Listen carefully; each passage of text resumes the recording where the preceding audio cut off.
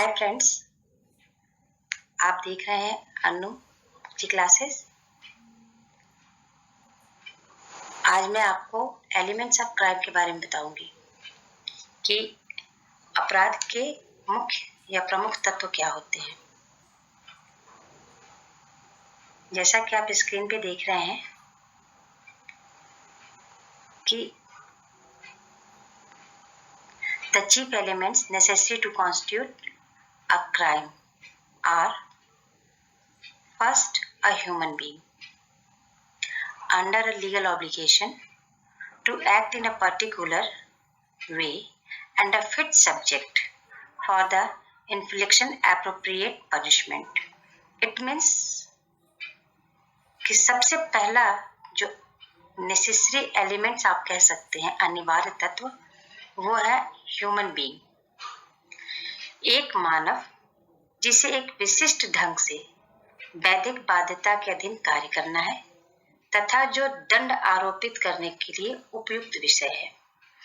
अब आप सोचेंगे कि एक मनुष्य ही क्यों होना चाहिए? क्या ऐसी कोई धारणा थी कि पशुओं को भी सजा हो सकती थी? तो इसका जवाब है हाँ। किसी भी कार्य को अपराध के रूप में दंडनीय होने के लिए किसी मानव के द्वारा किया जाना चाहिए, ये हमें पता है। लेकिन आज से पहले प्राचीन वैदिक जो इंस्टीट्यूशंस रहे हैं, उसमें अगर कोई डैमेज होता था या कोई क्षति होती थी पशुओं या निर्जीव पदार्थों को भी, तो दंड दिए जाने के पर्याप्त उदाहरण मिलते हैं। और ये कोई आश्चर्य की बात नहीं है, क्योंकि उन दोनों जो आपराधिक न्याय प्रशासन जो था, वो मुख्यतः रिट्रीब्यूशन, प्रतिशोध की भावना से प्रभावित हुआ करता था। हालांकि कोई पशु दंडित किया जाता था तो उसे, अगर कोई निर्जीव चीजें हैं, पत्थर है, कोई अगर चला, उसे चोट लगी तो उस पत्थर को शहर की सीमा से बाहर फेंक दिया जाता था और बदले की भावना संतुष्ट हो जाती थी। यह संभवतः एक मानव स्वभाव के अनुकूल है, इसमें कुछ गलत भी नहीं है। जैसे एक उदाहरण लीजिए, बच्चा जमीन पे गिर जाता है तो हम उस बच्चे को संतुष्ट करने के लिए धरती पर चोट करते हैं। तो ऐसा नहीं कहा जा सकता कि यह भावना सिर्फ बच्चों तक सीमित है। उन दिनों जो दोषी था, जिसको कष्ट पहुंचता था, उसे ही दंड देने का अधिकार भी हुआ करता था। धीरे धीरे जब कॉन्ट्रैक्ट थ्योरी सोसाइटी में आई तो ये दंड देने का अधिकार जो है वो चेंज हो गया। वो एक जिसको डैमेज हुआ, यानी अपकारित ना दे करके अब समाज व्यक्ति को दंड देना शुरू किया। यानी समाज के द्वारा व्यक्ति को दंड दिया जाता था अगर किसी को किसी से कष्ट होता था। ये समय चलता रहा। बाद में मध्यकालीन यूरोप में जब आप आकर देखते हैं तो ये बहुत सामान्य सी बात थी कि अगर किसी जानवर के द्वारा कोई अपराध हो जाता था या किसी के खेत में वो चला जाता था तो उसके मालिक को, उसको पत्थरों से मार करके मालिक को भी मार दिया जाता था और जानवर को भी मार दिया जाता था। और कभी कभी तो ये भी स्थिति हुआ करती थी कि कभी कभी ये भी स्थिति हो जाती थी, जैसा मैं बता रही हूँ, कि जो जानवर होते थे उनके कभी एक गलती के लिए एक कान काट दिया जाता था, पुनः उसी गलती को दोहराता था तो दूसरा कान काट दिया जाता था। तो ये तमाम तरह की किंवदंतियां उस जमाने में चला करती थी। लेकिन ये हमारे लिए गर्व की बात है कि जो प्राचीन हिंदू ज्यूरिस्ट रहे हैं अपराध शास्त्र के, उसमें जो हमारे भारत में रहा है, उन्होंने कभी भी जानवरों को, पशुओं को या निर्जीव चीजों को दंड के लिए कभी सजा नहीं दी। कभी भी इस प्रकार का दंड उन्हें नहीं दिया गया, क्योंकि हिंदू विधिवेत्ता जो थे, हिंदू ज्यूरिस्ट जो थे हमारे अपने, उन्हें ये पता था कि अपराध के लिए इविल इंटेंशन का होना बहुत जरूरी था, जो कि शायद पाश्चात्य विधि शास्त्रियों के लिए एक नवीन विषय था। या ये कह सकते हैं हम कि एक अभियुक्त एक ऐसा व्यक्ति होना चाहिए जो उस कार्य को अच्छी तरह समझने की क्षमता रखता हो, जिसके लिए उसे जिम्मेदार ठहराया जा सके। जैसे कि लीगल ऑब्लिगेशंस, हम किसी ऐसे व्यक्ति पर ही कोई दंड दे सकते हैं ना जिसके पास कोई लीगल ऑब्लिगेशंस हो, जो उन चीजों को समझ सकता हो। तो इसलिए जिसे जिम्मेदार ठहराया जा सके, आप उसी को सजा दे सकते हैं। तो अपराध के अनिवार्य तत्व के रूप में आपराधिक मनस्थिति की अवधारणा का विकास के साथ ही जैसे जैसे इस कॉन्सेप्ट का डेवलपमेंट होना शुरू हुआ, मानसिक स्थिति, मेंटल इंटेंशन कह सकते हो, मेंसेरिया कह सकते हो, तो वैसे वैसे ये पशुओं को दंड देने की प्रथा समाप्त हुई और एक ह्यूमन बीइंग ही वो अपराध कर सकता है जिसके लिए उसे सजा दी जा सकती थी, और पशुओं को समय के साथ साथ प्रोटेक्शन दिया जाने लगा, और उनके द्वारा कोई गलत चीजें होती थी तो उसके मालिक को सजा मिलती थी, ना कि किसी पशु को। तो एक चीज तो क्लियर हो गई कि एक ह्यूमन बीइंग ही होना जरूरी है। अगर पूछे क्या प्राचीन समाज में भाई क्या ये प्रथाएं थी, लेकिन आज वर्तमान में एक ह्यूमन बीइंग ही होगा जो कि कुछ लीगल ऑब्लिगेशंस को अफोर्ड करता हो और एक समुचित दंड को वो वहन कर सकता हो या उसको दिया जा सकता हो। अब हम बात करते हैं एन इविल इंटेंट, यानी कि एक ऐसा व्यक्ति यानी ह्यूमन बीइंग के अंदर एक इंटेंशन होना चाहिए। इंटेंशन कैसी होनी चाहिए? इविल यानी गलत। कोई भी व्यक्ति जिसके मन में गलत प्रकार की कोई सोच हो, कोई आशय हो, वो व्यक्ति कह सकते हैं कि इविल इंटेंशन का कार्य करता है। इसका मतलब होता है मेंसीरिया। मात्र कार्य किसी को अपराधी नहीं बनाता यदि उसका मन भी अपराधी ना हो, यानी किसी कार्य को करने मात्र से अपराधी आप नहीं बन जाते जब तक कि आपका मन भी दूषित ना हो।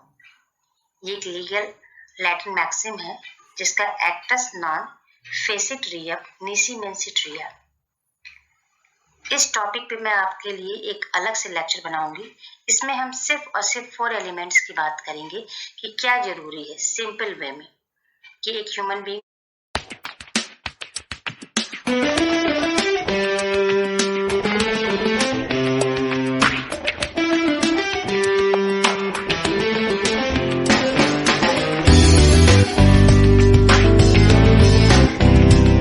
होना चाहिए, उसमें इविल इंटेंशन होना चाहिए, कोई एक्ट कमिट करना चाहिए या ओमिटेड होना चाहिए, यानी कोई कार्य करके या किसी कार्य का लोप करके, और फाइनल कोई भी उसके किसी गलत इंटेंशन से किए गए कार्य से क्षति होनी चाहिए। ये 4 कंपोनेंट्स जो हैं उनके बारे में ही आज मैं सिर्फ बात करूंगी, और इविल इंटेंशन जो है मेंसीरिया, इस पे मैं आपके लिए एक अलग से वीडियो बनाऊंगी। इसलिए फिलहाल अभी हम सिर्फ कॉन्सेंट्रेट करेंगे the 4 elements of the crime. तो जो मेंसीरिया है वो कहता है कि किसी भी कार्य को करने के लिए सिर्फ कार्य नहीं, जब तक कि उसका मन भी गलत ना हो तब तक कोई भी बात अपराध नहीं मानी जाती है। इसी मैक्सिम से एक चीज और निकल के आती है कि मेरे द्वारा मेरी इच्छा के विरुद्ध किया गया कार्य मेरा नहीं है। एक्टस में इनविटो फैक्टस नॉन इस्ट मेन एक्टस। इसका मतलब किसी कार्य को दंडनीय होने के लिए इच्छित होना चाहिए या वॉलेंटरली किया गया होना चाहिए। अतः अपराध को गठित करने के लिए आशय एवं कार्य दोनों का संगामी होना जरूरी है, दोनों का कॉम्बिनेशन होना जरूरी है। जहाँ किसी अपराध को गठित करने के लिए आवश्यक आपराधिक आशय अगर अनुपस्थित है, यानी कोई गलत इंटेंशन नहीं है, वहां अक्यूज दंडित नहीं किया जा सकता। वहां किसी भी व्यक्ति को आप दंडित नहीं कर सकते हैं जब तक कि उस कार्य को करने वाले व्यक्ति का इंटेंशन किसी भी रूप में स्पष्ट या इम्प्लाइड यानी विवक्षित या स्पष्ट रूप से साफ ना हो, तो उसे आप दंडनीय नहीं दे सकते हैं। अब हम बात करते हैं एक्ट कमिटेड या ओमिटेड, यानी कोई भी कार्य एक व्यक्ति के द्वारा गलत आशय के साथ कोई कार्य किया जा रहा है या कोई लोप किया जा रहा है। इट मीन्स किसी अपराध के लिए व्यक्ति तथा उसका दुराशय ही पर्याप्त नहीं है, क्योंकि किसी मनुष्य के आशय को हम कैसे जान सकते हैं? नहीं जान सकते हैं। तो किसी व्यक्ति के विचार ट्रायल में नहीं जाते, विचारणी आप उस पर नहीं सोच सकते हो। दंडनीय होने के लिए किसी भी आपराधिक आशय को स्वेच्छापूर्ण कार्य या लोप के रूप में अवश्य स्पष्ट होना चाहिए। यानी अगर आप कुछ सोचते हैं तो उस सोचने के फर्दरेंस में आपको काम भी करना चाहिए। जो भी गलत थॉट, जो भी गलत इंटेंशन आपका है, जैसे आपको अगर किसी को गोली मारना है या किसी को मारना है तो आपको सिर्फ सोचना और ह्यूमन बीइंग होना ही जरूरी नहीं है।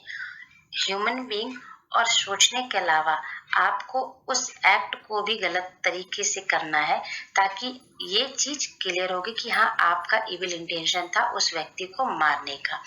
तो इसलिए जो भी ये एक्ट है वो आपके लिए होना अनिवार्य था।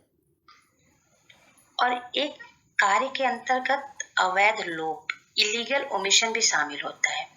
यदि विधि द्वारा किसी व्यक्ति पर कोई दायित्व या कोई जिम्मेदारी सौंपी गई है और वह अपनी उस जिम्मेदारी का निर्वहन नहीं करता है, या वह उस जिम्मेदारी या जो भी उसको लायबिलिटी दी गई है उसको उपेक्षित करता है, उसका लोप करता है, तो उसे दंडित किया जाएगा। कहने का मतलब है कि जो भी व्यक्ति अपनी लीगल लायबिलिटीज का उल्लंघन करता है वो अवैध काम करता है। जैसे एक पति अपने बच्चों और पत्नी को उसके मेंटेनेंस और खाने पीने के देने के लिए दायित्वहीन है, और यदि वह अपने पत्नी और बच्चों को खाना नहीं देता है और वो भूख से मर जाते हैं तो वो ऑफेंस करता है, क्योंकि उसके ऊपर एक विधिक दायित्व है। लेकिन यही अगर एक बच्चा जो नदी में डूब रहा है, उसे तैरना नहीं आता और कुछ लोग वहां हैं और देख रहे हैं, लेकिन अगर वो उसको नहीं जाते हैं बचाने या उसके लिए कोई कार्य नहीं करते और निष्क्रिय छोड़ भी देते हैं, तो वो ऑफेंस नहीं है, क्योंकि वो नैतिकता के घेरे में चला जाता है, मोरालिटी के डायरेक्शंस में, क्योंकि उनपे कोई लीगल लायबिलिटीज नहीं है। लेकिन एक फैमिली को चलाने का और अपने बच्चे और पत्नी के भरण पोषण का जो राइट्स है, जो दायित्व है, वो एक हस्बैंड के ऊपर होता है। तो अगर बच्चा या उसकी पत्नी भूख से मरते हैं तो वो एक ऑफेंस करता है। फाइनली हम बात करते हैं कि किसी भी रूप में क्षति, an injury to another human being or to society at large by such act. It means, सबसे पहले इंजरी की जो डेफिनेशंस दी गई है वो आईपीसी के सेक्शन 44 में दिया गया है। क्षति शब्द का मतलब होता है हानि, जो किसी व्यक्ति के शरीर, मन, ख्याति या संपत्ति को अवैध रूप से की जाती है। इंजरी किसी दूसरे व्यक्ति या किसी के शरीर अथवा संपूर्ण समाज को अवैध रूप से पहुंचाई गई होनी चाहिए। तो हम कह सकते हैं कि कहीं ना कहीं किसी अपराध के जो 4 तत्व होते हैं उनमें ये 4 चीजें, जो मनुष्य, उस पर कुछ लीगल ऑब्लिगेशंस होते हैं, उस मनुष्य का एक गलत इंटेंशन हो, गलत इंटेंशन के साथ वो कोई कार्य करता है, वह कार्य करके या उस कार्य को ना करके, दोनों ही रूप में वो काम कर सकता है। और उस करने या ना करने से अगर किसी को क्षति होती है या हानि होती है तो वो सभी प्रकार के गलत इंटेंशन से किए गए कार्य अपराध की श्रेणी में आते हैं। तो आज का लेक्चर मैं यहीं पे आपका क्लोज करती हूँ। नेक्स्ट हम मिलेंगे अगले लेक्चर के साथ। तब तक घर में रहिए और सुरक्षित रहिए। Have a nice day.